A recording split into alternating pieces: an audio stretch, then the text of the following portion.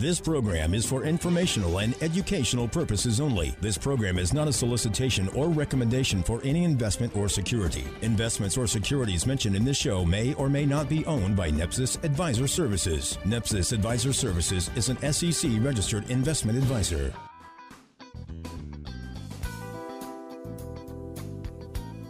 Welcome to Journeys with Joni. My name is Joni Rametta, and I'm joined today by my co-host, Mark Clark. Good morning, Joni. How are you? I'm good. How are you? I'm awesome for this lovely Wednesday morning. Wednesday morning. Is you like at the middle of the week? It is. Hump day. Hump day. We've done that before. We have done that before. Yes, we have. Yeah. Well, today I think we're going to, last week, let's go back to last week. Last week we were talking about, getting organized and finding things and plugging the holes in our buckets. Those things that we've done financially that maybe we haven't followed up on, and finding those things and turning them over to somebody to make sure that they're doing what they're supposed to be doing. Right. And I think in following that, today we're going to talk about emotions and the emotions that we have attached to our investing, because all this has to do with obviously money, and money has no power unless we do something with it. Absolutely. But we're all human beings and we all have emotions. We are. We were created with those emotions. We use them every day in our decision making. And sometimes we use them when we don't want to. I mean, there's sometimes those things where, you become fearful when you really didn't want to become fearful. Yeah. And I think a lot of those emotions we use those emotions to make the decisions when we don't have enough information. That's and true. We don't have enough knowledge. Right. And the more knowledge we have, the wiser we become. And we're able to use that wisdom or that knowledge to suppress the emotion and begin to make a more logical decision. And that's kind of a tough thing to do, especially when you talk about the industry that we're in. And it's always a challenge because it can be very confusing, even for those of us in the industry.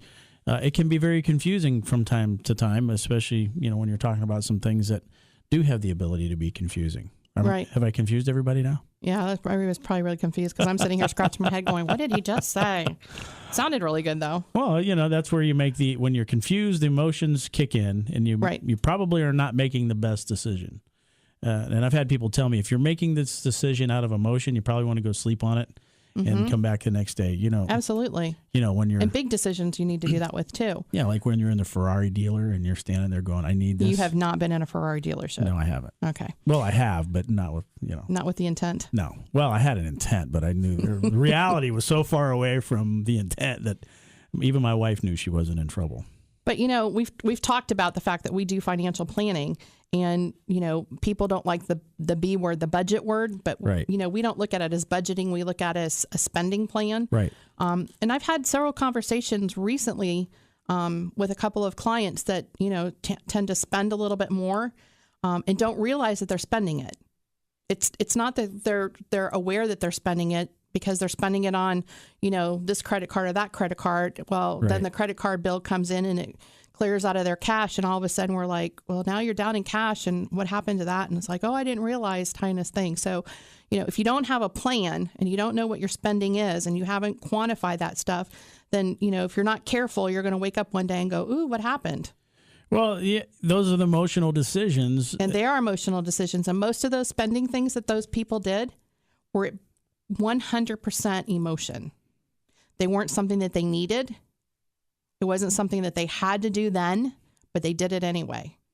And they don't realize the cost. And they don't realize the cost. So that cost we would classify in our office as opportunity cost. And the lost opportunity cost. The lost opportunity cost. So that hole in your bucket, what we talked about last week, the hole in your bucket that things are leaving, whether it's you're paying too much in taxes, you're overpaying for an expense because of credit card interest. You start looking at the credit card interest, and I think it's the eighth wonder of the world has been dubbed the compound interest calculation.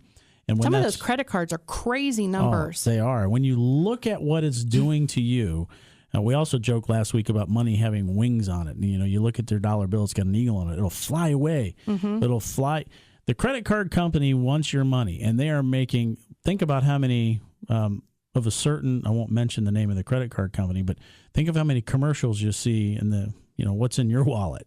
Right. A gateway to their financial reward is in your wallet if you're overusing the credit card and paying interest, and that's what they want you to do. Well, and the first thing that your kids do when they enroll in college or they turn 18 is all of a sudden the mail coming into the house is directed to my children, and it's a credit card application. It's got an emotion attached to the very front cover. But they want to get them addicted, so to speak, early, because then they'll do that. And unfortunately, I get the mail and those go in the trash. Yeah. Emotions are huge. They are huge. And they're positive things. It's not that emotions are bad. Emotions are good, but we need to utilize them in a proactive way. And we need to, if we have a plan and we've done some planning with somebody like us, you know exactly where you're standing. You know what different decisions are going to do to affect your plan. And, we're talking about the emotion and the emotion of, and we're going to talk about this today. I've got some studies I would like to share with people, but the emotions that we have combined with the, shall I say, sales tactics of the industry or the commercials or in general, I mean, America is an instant society. We have more drive-ins. If it takes us more than 15 minutes to get our food, we're kind of upset. And we miss the opportunity to develop a relationship and kind of slow life down a little bit when we do that. But it is what it is, right? It is what it is. But we have choices, though, too. We do.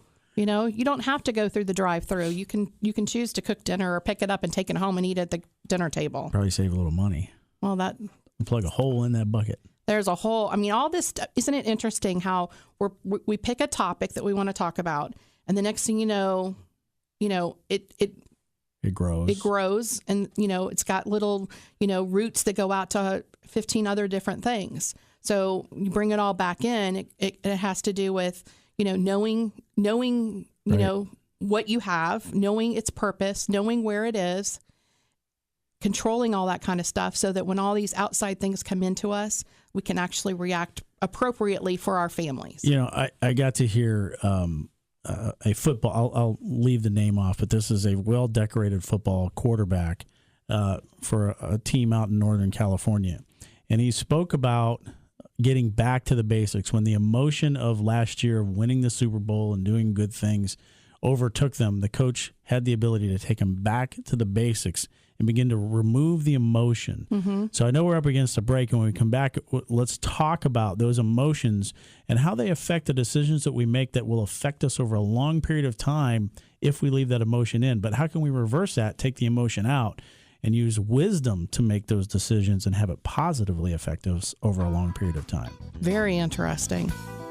Journeys with Joni, that's JONI.com, is where you can find replays of our shows. You can find our email address, workshop dates.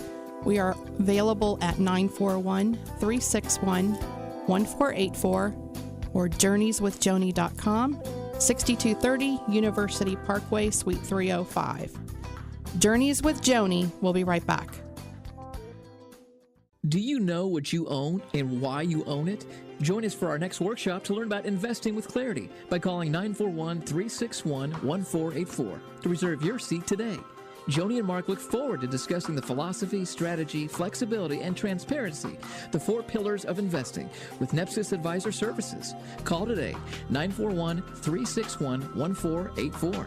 That's 941-361-1484. Welcome back to Journeys with Joni. Mark and I were talking about, just before the break, we were talking about our emotions. I can think of a couple songs with emotion, but I'm not going to sing. Please don't. We're talking about emotions and how emotions, get involved with our making decisions. And most of the most important decisions that we make usually are tied to money, and how money sort of, weaves its way throughout all of the things that we do in our purchasing and credit cards and spending plans and financial plans. And, we try to earn more money to fix the holes in our buckets that we talked about last week, when sometimes all we need to do is sort of plug that hole. Right. And you talked about football, which is, it's football season. Isn't that awesome? Yes, it is. I gotta say, it's the last year for my son to be playing football, and it's sort of one of those bittersweet things. I love Friday nights now. Yeah, it is bitter. We've both had our first day of high school. Yep. We're going to college. That's for sure. But It is a bittersweet thing. It is. They're gluing and glittering themselves. That's another story for another day. Yeah, that is. But when you were talking about, you'd recently, on your last trip, had listened to a football player talk about coaches, and, my mind sort of went back to the influence all these coaches have on all these kids, and the influence that we as parents have on all these kids. And, are we teaching them the right things? And that all goes back to emotions too. It's all about, how we teach them and what we present to them about what money means and what they should be doing with money and those kind of things. It's all important. And it all weaves back into, accepting things and being able to control our emotions and making decisions at the appropriate times and knowing when not to make a decision too. Right. And, good, bad, ugly, or indifferent, I don't know which way to put this, but the financial industry is built on transactions. Mm-hmm. And transactions are good for the financial industry, not necessarily for the consumer or for the person trying to get ahead. And the emotions of the marketing, the emotions of the message. I mean, good Lord, anybody who watches CNBC would have an ulcer. We have it on in the office, but frankly, it's on mute. And we've put the television up where you don't necessarily see it because, they're talking about the transaction things every day. And, and they're playing to your emotions. They sure are. And, people, they can have us wanting to jump out the window and we're only on the third floor. So it would still hurt. It would hurt. But you're right. It's all over the emotion. And the consumer says, I'm going to stick my toe in the water. I'm going to try it. It doesn't work. Slap. I get my hand slapped. It costs me a little bit of money. Okay, I got my courage up again. I'm going to try it again. And again and again and again, they make emotional decisions. And, I have a study in my hand, and it's from Dalbar. And Dalbar is a institutional type resource that we have that studies statistical things in our industry. And the study from 1990 through 2009, through the end of 2009. Now, we know the bottom of the market from the great crash that we had recently was really in March of 2009. So it includes the big dip, 1990 through 2009. So I believe that's a 20-year period. So over 20 years, a straight asset allocated fund, buy and hold, so I bought it and I held on to it, would have earned 2.34%. Yet, using a systematic approach such as dollar cost averaging, investors would have earned 1% more, which is 3.44%. So people continuing to do something with a plan over time would have had such a greater impact. Yet you invert that and you turn around and you look at the actual investor return, and you look statistically over the last 20 years, and you see that the markets have returned depending on which index you're looking at, going to be anywhere from 6 to 8%. Yet the actual investor's return in these funds are 2 and 3%. And it's because they didn't have a plan. They were emotional. They would watch their statements and they would look, and they had no understanding of what they're doing. And I think we have an ability with investing with clarity to help them take the emotion out of the market. And that is so powerful when you do that. It is. Because when you're listening to the news and you're watching what's going on in the world and, you see red as opposed to green, that brings fear. And fear, makes people do things that they, wouldn't normally do. But if you have a plan, if you have an understanding, and a lot of our clients understand what they own, they know what's in their portfolios, they can see it, they can see the names, we can discuss those, they know why they own them, what it is there to provide for. When you know that kind of stuff and you start to get a little bit fearful, you start dissecting a little bit about what you own, and you're like, we don't even have to go through all the holdings in it. We just do one or two of them. And it's like, okay, they're not going out of business. They're not going out of business. They're there for a reason. I understand that's what it is. And now I don't have to be fearful anymore. So full disclosure, we're not recommending to buy or sell this company that I'm going to mention. So that's not why we're bringing it up. We're bringing it up as a simple illustration. Johnson & Johnson. Mm-hmm. I would challenge you that any household listening to the radio show today has got a Johnson & Johnson product in their house somewhere. Probably several Johnson & Johnson products. At least. I probably, used a couple in the morning when I was, getting dressed, or shampoo. You name it. And there's all kinds of things that Johnson & Johnson does. So if the market pulled back today 25, 30%. Would the underlying value of Johnson & Johnson be down 20 to 25%? I would challenge no, they wouldn't. But everybody tends to have an emotional, the market is going down, therefore I'm gonna sell out because all the companies that I own are gonna, they're gonna be worthless tomorrow. Mm-hmm. And I think people forget the fact that wealth was created in this country by being business owners, owning great businesses. Warren Buffett is an example of this. If you really do your own research, I challenge you to do your own research. Go look at what Warren Buffett owned in Berkshire Hathaway, and you would see how few companies he owned compared to what you own in a mutual fund. We've taken mutual fund portfolio's apart time and time again, Joni, and we've seen 1,500. Yep, lots of names, companies. Right? You come to the end of it and they go, well, I had $300 worth of Johnson & Johnson in a $400,000 portfolio. How's that investing?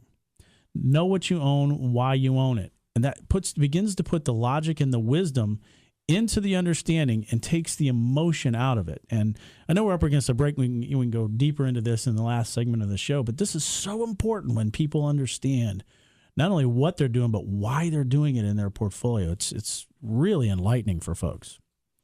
To get information about us, you can go to Journeys with Joni, that's JONI.com, where you can listen to our previous shows. You can read some of the blog pieces. Some of the blog pieces that we have on there actually explain to you why we own what we own and some of the things about the market. And they're 1 or 2 pages. They're not books to read. They're very good. They're very good understanding, easy to read. That's journeyswithjoni.com. Journeys with Joni. We'll be right back. Do you know what you own and why you own it? Join us for our next workshop to learn about investing with clarity by calling 941-361-1484 to reserve your seat today. Joni and Mark look forward to discussing the philosophy, strategy, flexibility, and transparency, the 4 pillars of investing, with NEPSIS Advisor Services. Call today, 941-361-1484. That's 941-361-1484.